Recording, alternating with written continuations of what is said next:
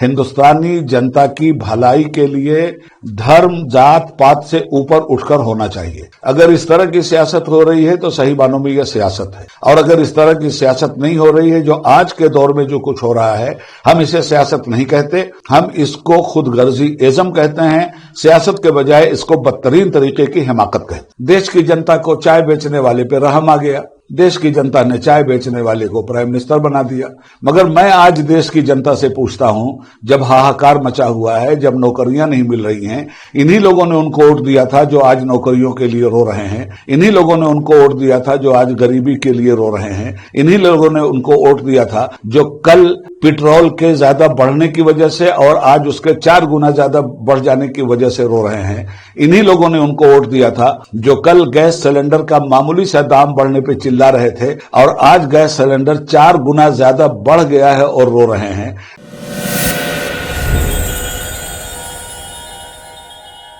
नमस्कार, आज हमारे स्टूडियो में केपी न्यूज चैनल 24x7 में उबैदुल्ला खान साहब Azmi, member of parliament Rajya Sabha, आज हम उनसे बातचीत करते हैं।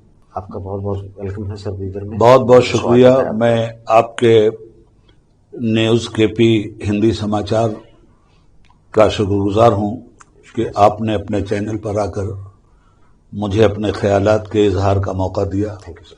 सबसे पहले उबैदुल्ला खान साहब आजमी जो राज्यसभा मेंबर रह चुके हैं, कई विभागों के जो है मेंबर्स, चेयरमैन, उसमें जो है खासतौर से रेलवे काउंसिल मेंबर रहे और all India Muslim council law personal law board के मेंबर रहे, संविधान सुरक्षा आंदोलन प्रेसिडियम के मेंबर रहे। तो ऐसे अनगिनत विभाग हैं जिसपे जो है खान साहब सर्विस दिए हैं, अपना वर्क किए हैं। सबसे पहले जानते हैं सर, आपका ये जो राज्यसभा का सफर रहा, ये कैसे रहा सर? मैं असल में ये एक बड़ी कहानी है जी। 1989 में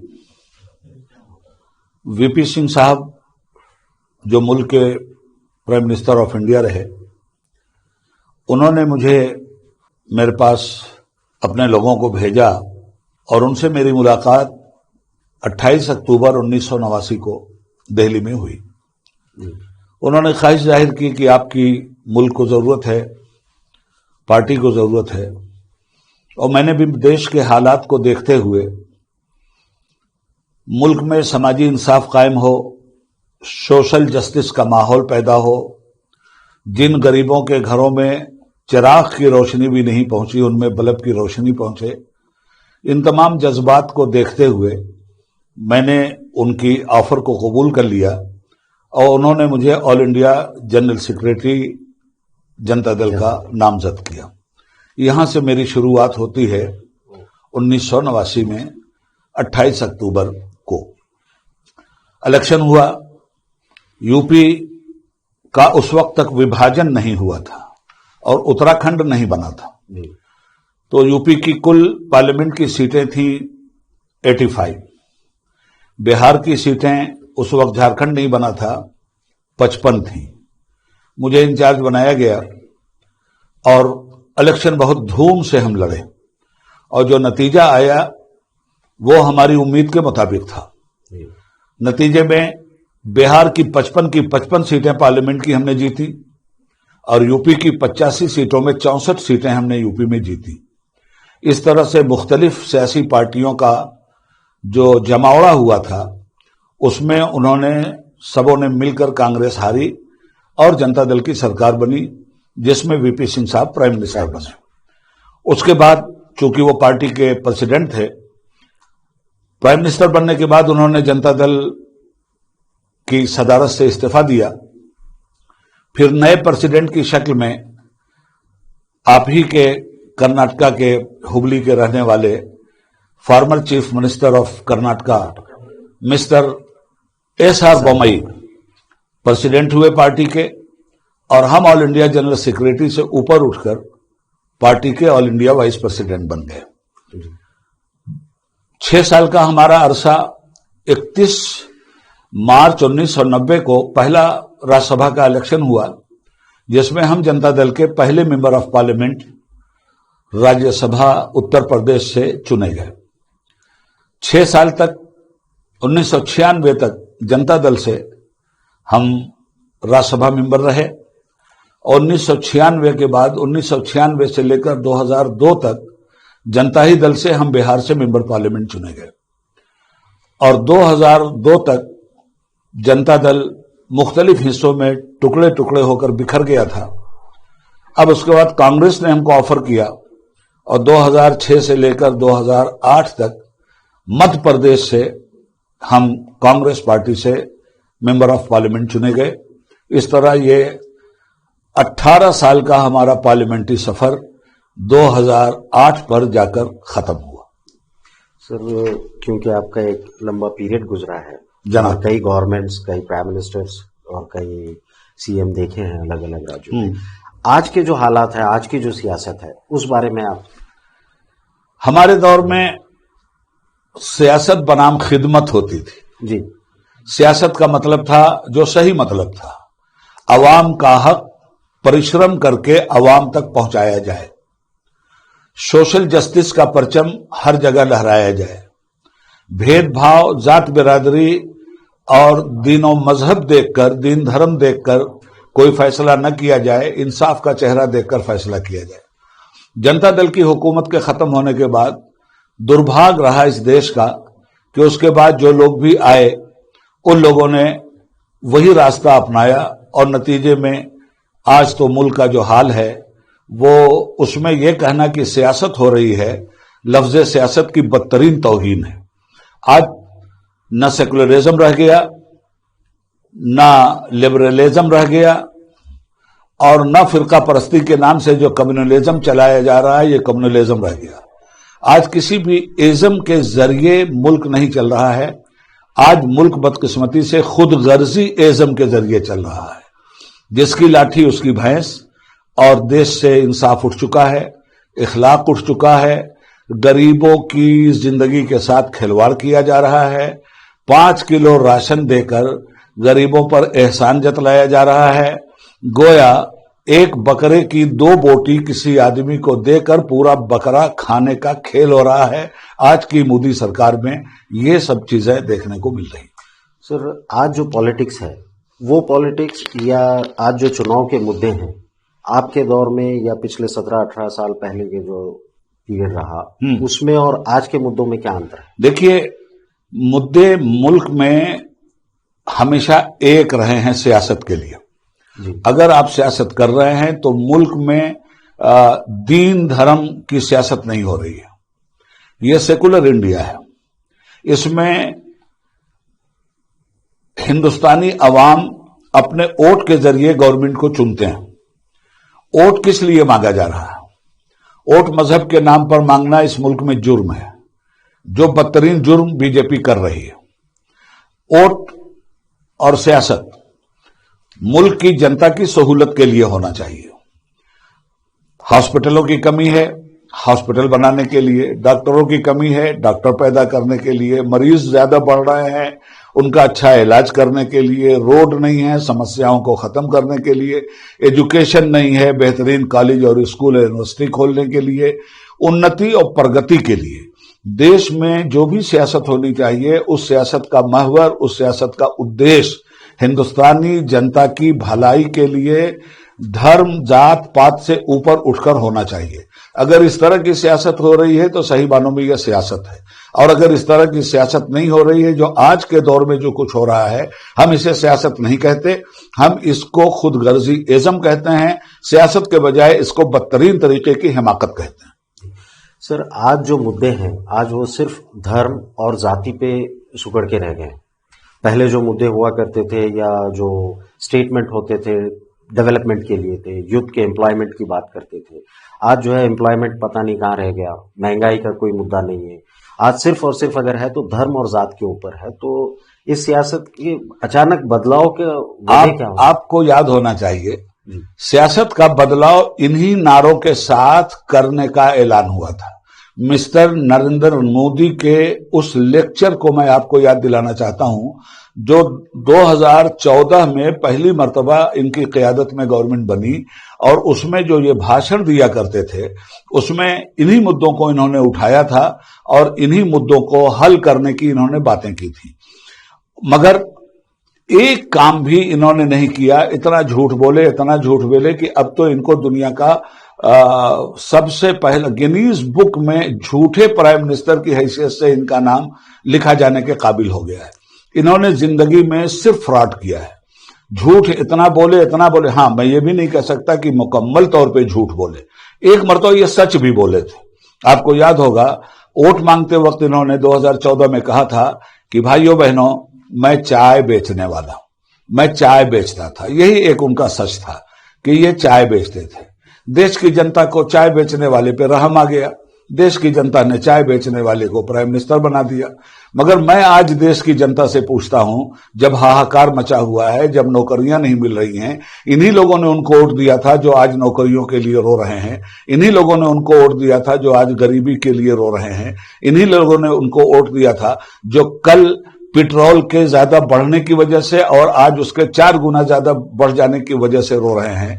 इन्हीं लोगों ने उनको वोट दिया था जो कल गैस सिलेंडर का मामूली सा दाम बढ़ने पे चिल्ला रहे थे और आज गैस सिलेंडर 4 गुना ज्यादा बढ़ गया है और रो रहे हैं। तो मैं इन लोगों से आज ये कहना चाहता हूं कि अब तो होश करो। तुमको रहम आ गया कि एक चाय बेचने वाले को प्राइम मिनिस्टर बना देना चाहिए। अरे भाई, अगर चाय ही बेचने वाले को प्राइम मिनिस्टर बनाना था तो इस देश में तंबाकू बेचने वाले भी थे, ठेला पे केला बेचने वाले भी थे। अरे कम से कम पान बेचने वाले को बना दिया होता प्राइम मिनिस्टर। कम से कम पान बेचने वाला पूछ के तो चूना लगाता है। मोदी ने तो बिना पूछे हुए पूरे देश को चूना लगा दिया और आज पोजीशन यह है कि लोग गरीबी की रेखा के नीचे मर रहे हैं। कोरोना के जमाने में आपने देखा कि हमारे हिंदू भाइयों को शमशान पर अपने माँ बाप को जलाने के लिए लकड़ियां तक मैसर नहीं हुई। कुत्ते उनकी लाशें नोच नोच कर खा रहे थे। यह सब कुछ मोदी के जमाने में हुआ। तो मैं आपसे कहना चाहता हूं कि अगर इसी तरह की भ्रष्ट सरकार रहेगी और इसी तरह से देश को बेचने वाली सरकार, चाय बेचते बेचते इन्होंने देश को बेच दिया। आप बताइए मुझे, आज 4 गुजराती ऐसे हैं जो पूरे देश को बेच रहे हैं। अमित शाह और नरेंद्र मोदी, ये दोनों पूरा देश बेच रहे हैं। अडानी और अंबानी, ये दोनों पूरा देश खरीद रहे हैं। इन 4 लोगों के बीच में पूरा देश गुलामी के बंधक में बंध गया है और हिटलर शाही चल रही है। जरूरत है कि आने वाले इलेक्शन में इस हिटलर शाही को तोड़ने के लिए पूरे देश की जनता को आंदोलन करते हुए ऐसी भ्रष्ट सरकार से हिंदुस्तान को मुक्त करवाया जाए। सब, लेकिन ये जब से मोदी गवर्नमेंट बनी हुई है या जो पिछला पीरियड जो चल रहा है इनका कहना है कि जो आजादी के बाद से जो कुछ नहीं हुआ वो अब हो रहा है। बिल्कुल डेवलपमेंट हुआ है। बिल्कुल। और जीडीपी इतना बड़ा है। जी। और ये सारी चीजें, ये मुद्दे आ रहे हैं। नोट बदलने से जो है करप्शन खत्म हुआ है, टेररिज्म खत्म हुआ है।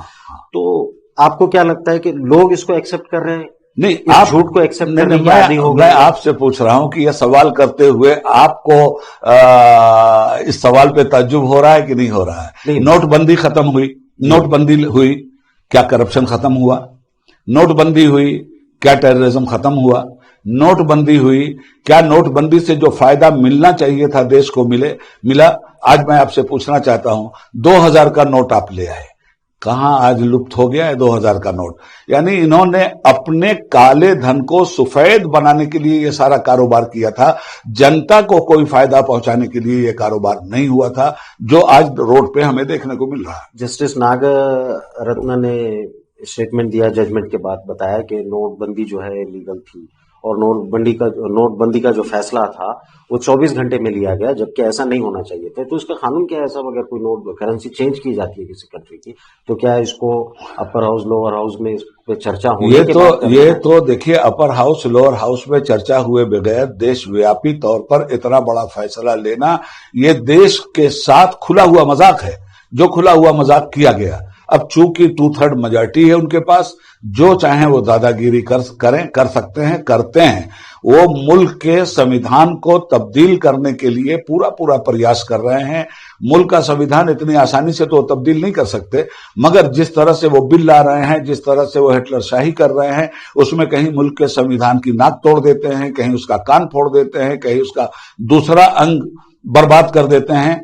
तो मैं देश की जनता से ये कहना चाहता हूं कि इन हालात से अगर आप राजी हैं तो ठीक है। कल तन के गोरे मन के काले गुलामों की आपने गुलामी किया था, आज सफेद अंग्रेजों के काली औलादों की गुलामी कीजिए।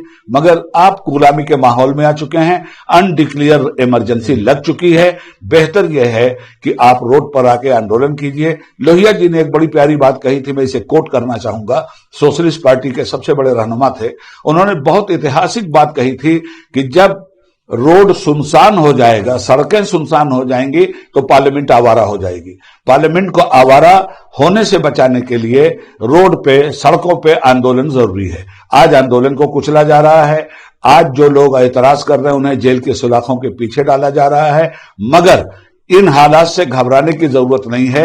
अगर इन्हीं हालात से घबराकर आपने आजादी की लड़ाई लड़ना छोड़ दिया होता तो आज भी ये देश गुलाम रहा होता। मगर देश को बचाने के लिए लोगों ने सर धड़ की बाजी लगा दी और आज आप आजादी की नेमत का हलवा खा रहे हैं। सर, पार्लियामेंट में अपर हाउस या लोअर हाउस में इन मुद्दों पे चर्चा क्यों नहीं होती? क्योंकि आप एक सीनियर पार्लियामेंट्रियन हैं, एक जमाने से राज्यसभा मेंबर रह चुके हैं। बेरोजगारी है, इन मुद्दों पे ना गवर्नमेंट अपने क्लैरिफिकेशन देती है, ना इसके लिए आवाज उठाने वाले मेंबर्स आवाज उठाते हैं। मैं समझता ये हूं कि अपोजिशन को जो रोल प्ले करना चाहिए था, आज अपोजिशन वो रोल पार्लियामेंट में प्ले नहीं कर रहा है। इसकी वजह क्या है? अपोजिशन जो बिल्कुल खामोश है। अपोजिशन ये तो वही बता सकते हैं कि वो क्यों खामोश हैं, ये तो मैं नहीं जानता। मगर मैं ये बताना चाहता हूं कि बगैर अपोजिशन के हुकूमतें आवारा हो जाती हैं। अपोजिशन अगर पार्लियामेंट में आवाज नहीं उठा रहा है तो हमें जनता को आह्वान करना चाहिए कि जनता रोड की संसद पर आए और रोड पे जनता अपोजिशन का किरदार अदा करे, ताकि अपोजिशन वाले पार्लियामेंट में बैठने वाले अंधों की भी आंखें खुलें, उनके बहरे कान खुलें और उनकी गूंगी जुबान खुलें और एहतजाज के लिए खड़े हों। अब तक 2014 से अब तक मैं समझता हूं कि आपने भी देखा है कि हर विभाग, हर तबके ने आंदोलन किया है, सड़कों पे आए। तो क्या इन आंदोलनों का कोई रिजल्ट निकला? किसानों का आंदोलन अभी आपके सामने है। 700 किसान मरे हैं, तब रिजल्ट आया है। बिना कुर्बानी के रिजल्ट नहीं आता। यही गवर्नमेंट थी जो 3 काले कानून लेकर के आई थी और किसी कीमत पे हटने के लिए तैयार नहीं थी। किसानों के आंदोलन ही का नतीजा था कि इनको अपने काले कानूनों को वापस लेकर अपने चेहरे पे उस काली को मलना पड़ा। यह संकेत दे रहा है किसानों का आंदोलन कि आप उतरिए और रोड पर। बिना रोड पे उतरे हुए जनता की आजादी का कोई तस्वुर हमारे लिए नामुमकिन है। सर, देश के ये हालात है, लेकिन जो बताया जा रहा है, जो आंकड़े बताए जा रहे हैं कि मोदी जी की तारीफ हो रही है पूरी दुनिया में, मोदी जी जो है सबसे स्ट्रांग प्राइम मिनिस्टर हैं, मोदी जी को जो है हर कोई वेलकम कर रहा है। तो क्या देश से बाहर जो मैसेज जा रहा है, तो वो कौन सा मैसेज जा रहा है? आप जिस टेलीविजन पर मेरा इंटरव्यू कर रहे हैं और आप जो पत्रकारिता कर रहे हैं, आप एंकर बनकर के जो मुझसे सवाल कर रहे हैं, ये आपका टेलीविजन इस देश का कान है, इस देश की आंख है, इस देश की जुबान है। बिल्कुल। जो आप बोलेंगे वो देश सुनेगा, जो आप दिखाएंगे वो देश देखेगा। आज सारे टेलीविजन को, मैं आपके टेलीविजन से अलग हटके बात कर रहा हूं, खरीद लिया गया है और गोदी मीडिया का उनको अब तो नाम भी दे दिया गया है। ये गोदी मीडिया वही दिखलाता है जो गवर्नमेंट कहती है, ये वही सुनवाता है आपको जो गवर्नमेंट आपको सुनवाना चाहती है। फेक न्यूज और सच्ची बातों को दबाने के लिए ये गोदी मीडिया आज पूरी दुनिया में नंबर 1 हो चुका है। जब तक मीडिया आजाद नहीं होगा और मीडिया के लोग हरामखोरी और चापलूसी से बाज नहीं आएंगे और अपने कर्तव्य को नहीं निभाएंगे, उस वक्त तक ये देश अंधकार में डूबता रहेगा। जिस तरह ये हुकूमत अंधकार में इस देश को डुबाने की जिम्मेदार है, उससे कहीं ज्यादा गोदी मीडिया इस देश को अंधकार में डुबाने के लिए तैयार है।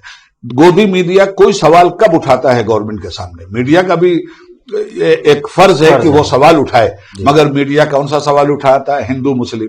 मीडिया कौन सा सवाल उठाता है? मंदिर मस्जिद। मीडिया कौन सा सवाल उठाता है? हिंदुत्व। मीडिया कौन सा सवाल उठाता है? झगड़ा, लड़ाई, फसाद। आज का मीडिया मुकम्मल तौर पे गोदी मीडिया फसादी हो चुका है। और जो आदमी सच्चाई का आईना दिखला रहा था, जिसका नाम रवीश कुमार है, जिसका नाम अभिषेक शर्मा है, जिसका नाम वाजपेयी है, आप देखिए उन लोगों को उठा उठा के कहां फेंका गया।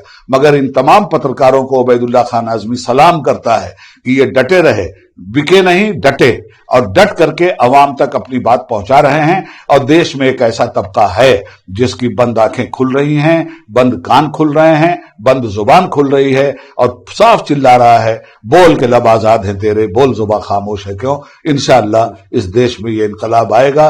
ये जाड़े का जमाना है, आप देख रहे हैं धुंध छाई हुई है, सूरज दिखाई नहीं दे रहा है। मगर क्या ये धुंध ये समझती है कि हम सूरज को निकलने से रोक देंगे? हरगिज नहीं। ये धुंध देर या सवेर खत्म होगी और सूरज अपनी पूरी ताकत के साथ निकलेगा। आखिरी बात कह के मैं अपनी बात खत्म करना चाहूंगा। आखिरी बात यह है कि मुल्क को आजाद करवाने के लिए जितनी बड़ी जंग हमारे स्वतंत्रता सेनानियों ने लड़ी थी, आज मुल्क खतरे में है। उससे ज्यादा इस मुल्क की आजादी को बचाने के लिए कुर्बानी देने की जरूरत है। आखिरी शेर के साथ अपनी बात खत्म करता हूं। काश सबकी अक्ल में आता ये आसानी के साथ, नेमते कौनैन का रिश्ता है कुर्बानी के साथ। थैंक यू, शुक्रिया। ये थे उबैदुल्ला खान साहब आजमी, जो हमारे स्टूडियो में अपना टाइम दिए हैं। क्योंकि वक्त की कमी थी, बातें बहुत थी, लेकिन यहाँ पे हम रोकते हैं। इंशाल्लाह फिर मुलाकात होगी, फिर बात करेंगे अगर मौका मिला तो। उबैदुल्ला खान साहब Azmi, thank you very much. खुदा हाफिज। बहुत बहुत शुक्रिया।